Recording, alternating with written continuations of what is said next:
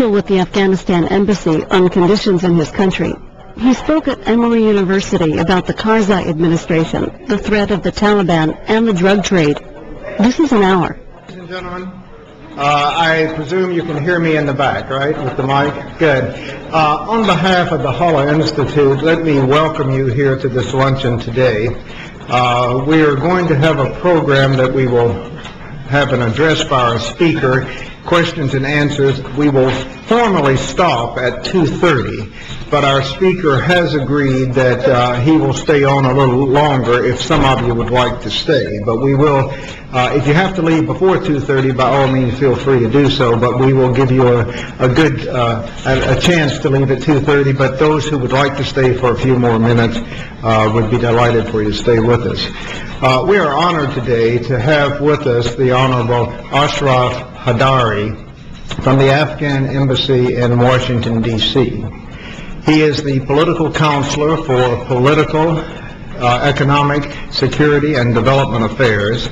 He is the person in the embassy or one of the people in the embassy who spends his day liaising with U.S. officials and people on the Hill about U.S.-Afghan bilateral relations. In addition, he does a lot of public relations work for his government. He also manages the non-resident associations with Brazil and Colombia. The Afghan embassy, or the Afghanistan, does not have embassies in these two countries, but their relations are managed out of Washington, and Haidari is responsible for those. He'll be going to Brazil in January. He is a person who has a very interesting personal story. He grew up in Afghanistan during the period of the Soviet invasion, then the Mujahideen period, and the Taliban period. He tried to continue to get an education as a young man while working as a street vendor to try to help support his family. During this period, he had the idea that what he really wanted to do was to come to the United States and get an education. But he had a problem. He did not speak English.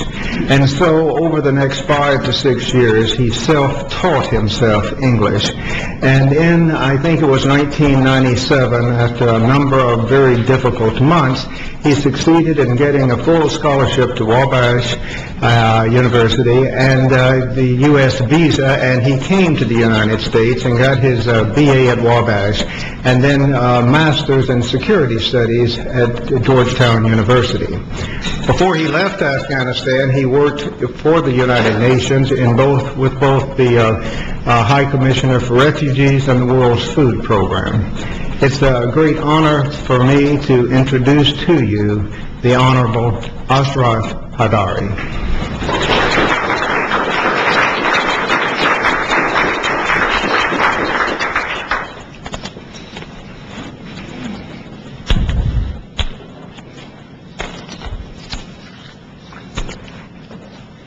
Thank you for the kind introduction. I would like to thank Ambassador Marian Creekmore for inviting me to speak with you today. I also wish to thank the Halle Institute for Global Learning for hosting today's luncheon discussion. I was pleased, in fact, to be here in April last semester and enjoyed the discussion I had with students and faculty of this great university. I'm very glad to be back to discuss with you the challenges we are facing as the government and people of Afghanistan are trying to stabilize our country with international support. Let me begin by saying that no recent post-conflict intervention has enjoyed as much international goodwill and consensus as Afghanistan. Today, some 70 countries are providing assistance to rebuild Afghanistan, while forces from 40 nations participate in the NATO International Security Assistance Force, or ISAF, to stabilize Afghanistan. The government and people of Afghanistan are grateful to the military and civil men and women of many nations who have so far helped stabilize and rebuild our country. Without the sacrifices they have made over the past 7 years, Afghanistan could not have been liberated from terrorism, and our world would not have been a safer place for all of us. the Afghan people have done our part to support international efforts, and our allies understand that no peace operations is successful without popular support. Unlike the other post-conflict situations, our allies hardly needed to win the hearts and minds of the Afghan people upon re-engagement in Afghanistan 7 years ago. In fact, the Afghan people played a key role in helping the coalition forces overthrow the Taliban in less than 2 months. In the years following the defeat of the Taliban, more than 5 million Afghan refugees have optimistically returned home in show of support for international peace-building efforts in the new regime they helped establish in Afghanistan. Since the fall of the Taliban regime, the Afghan people have had very modest expectations from the international community. No Afghan is expected an overnight makeover of our post-war destroyed and pre-war least developed country. But every Afghan is expected our allies to do the minimum of helping restore security and rule of law in Afghanistan.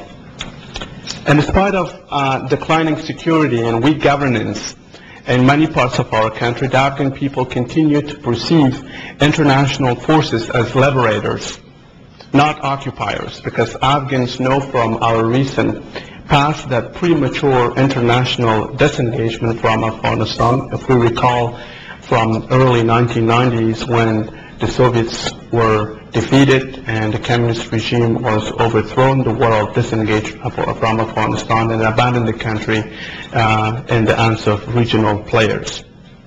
And so we remember from that experience that premature international disengagement from Afghanistan will mean the return of regional proxy conflicts, which would allow the Taliban to regain power and suppress the Afghan people. We once experienced the brutal rule of the Taliban, whom the Afghan people never considered as an alternative to a broad-based democratic government that has been established in Afghanistan. I also believe that we have made significant progress with comparatively much less international investment in the stabilization and reconstruction of Afghanistan over the past 7 years. We have established the key institutions of a permanent government, executive, legislative, and judicial bodies, and we have made considerable progress in rebuilding infrastructure, the national ring road that is building the center with periphery and periphery with the neighboring countries, as well as in expanding access to basic health care and providing education to an increasing number of Afghan girls and boys across the country.